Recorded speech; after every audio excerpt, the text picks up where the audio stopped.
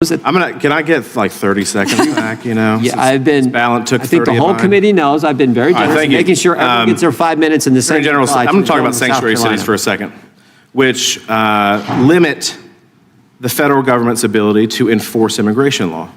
They're kind of a new thing that Democrat jurisdictions are doing.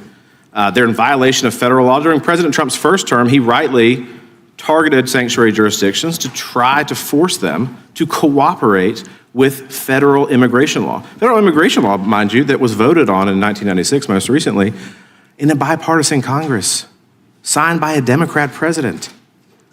But they are in violation of that law. These states and jurisdictions feel entitled to certain grants, of course. Y'all are combating that. Do sanctuary policies limit the federal government's ability to accurately estimate how many criminal illegals are in the country? Yes. Thank you. This means that the number of illegals could be higher, probably higher. Does this hurt the federal government's ability to carry out immigration laws designed by Congress?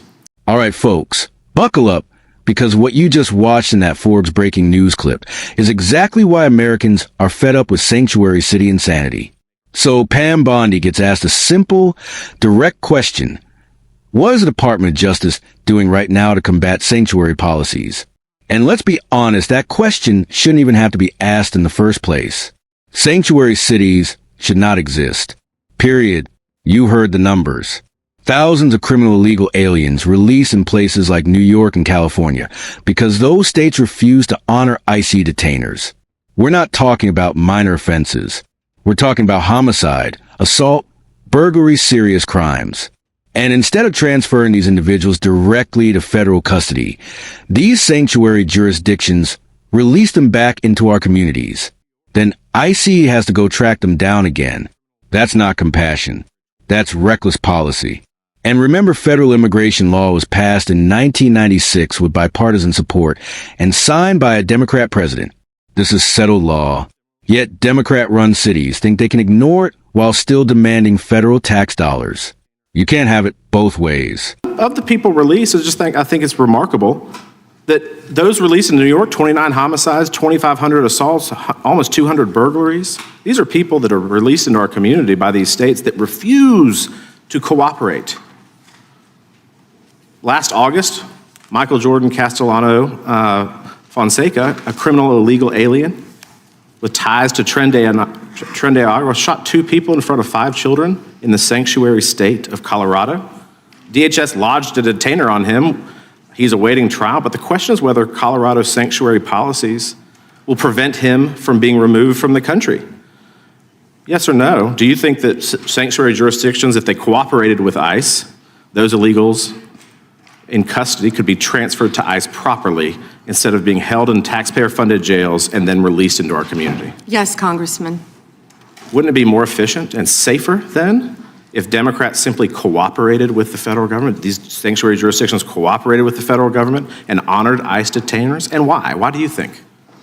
Of course, because so many criminals are running to sanctuary jurisdictions. Many of your colleagues across the aisle who we've seen speaking today about Epstein don't want to talk about the illegal criminals in their own jurisdiction for that reason. And yes, we need to do everything we can to work together to make America safer, and they're not doing that. This is not a partisan issue. People want to feel safe in their communities.